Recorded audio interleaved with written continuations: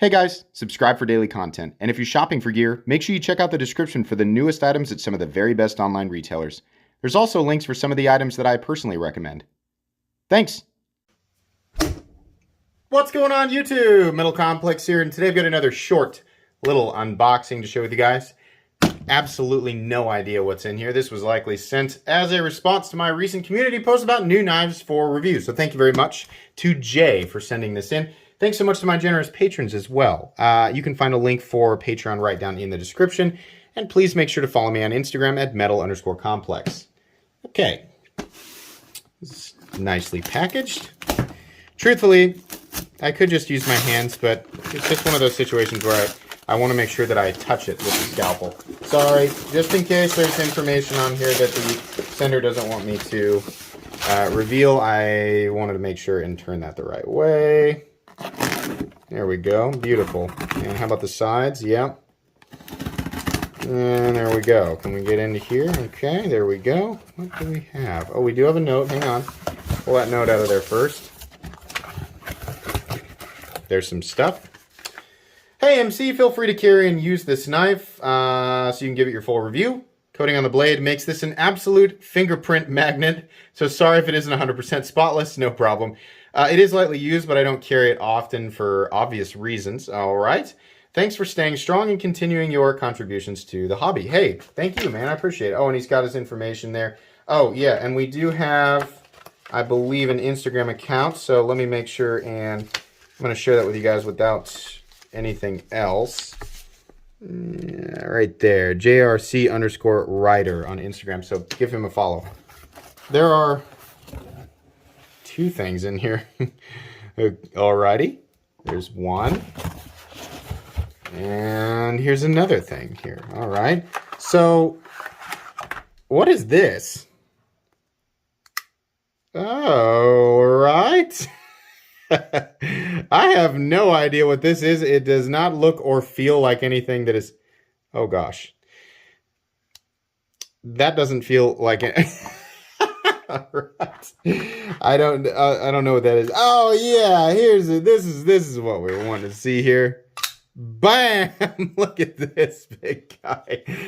So I used to own this in G10, the first version of the XL Sheepdog. This is the newer one in CTS BD1, BD1N, not just BD1, BD1N, which is a little bit different, and then micarta, which is cool. So I've reviewed this before, but I love the idea of a micarta version. Gosh, the flipping action on this is just insane.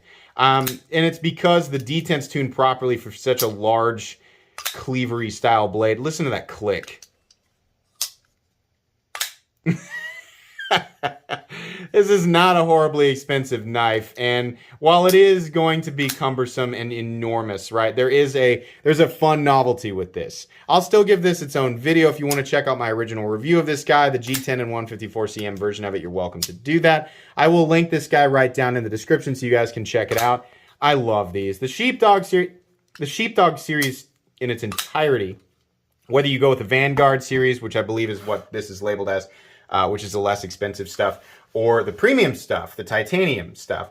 I think they're all really, really cool. Smaller sizes are probably going to be more convenient for EDC, but hey, if you like larger knives, then maybe you want to EDC this, right? Either way, it's cool. And I'll tell you this, because the blade stock is only about 130 thousandths, I'm sure you can imagine that edge gets ridiculously thin. I spent a whole day, not with this one, but with my old 154cm variant, I say a whole day, a couple of hours breaking down cardboard boxes that built up in the garage.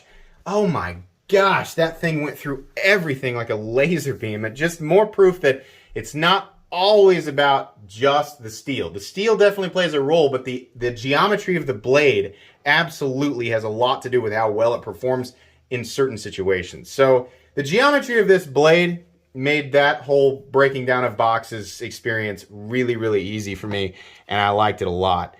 There's a bunch of different variants of these, so I urge you to go take a look. Action's great, flipping action, really good, absolutely and totally solid. There's lockup, and how are we on the centering? Slightly off. I wonder if I can give that, I wonder if that's part of the reason why it's so smooth. Give that a quick turn and see if I can bring it back to center, and if not, obviously I've got my own centering tricks, which you can check out on that video that I did a while back, how to center your blade. Let's give this just a little bit of a turn and see if it comes back. Yeah, a little bit more. I imagine I could get it perfectly. It's almost perfectly centered. We still have the same level of action. Yeah, we do. Very cool. All right, guys. I think that's going to be pretty much it for today's short little unboxing. I have no idea what to do with that cobalt knife. That feels like a cheapie. But all right, you know, I guess once I find out more, I'll let you guys know what the heck it is. Thank you again to Jeremy for sending this in for review. That's going to be pretty much it today, guys. Please make sure to follow me on Instagram at metal_complex. If you enjoyed this video, leave a like. If you'd like to check out my other content, I do, of course, have lots of videos of knives that are either expensive or inexpensive that I do or don't like, so check those out. And if you enjoy all my content, go ahead and subscribe because there's definitely more coming. Thanks again for watching, everybody, and have a great day.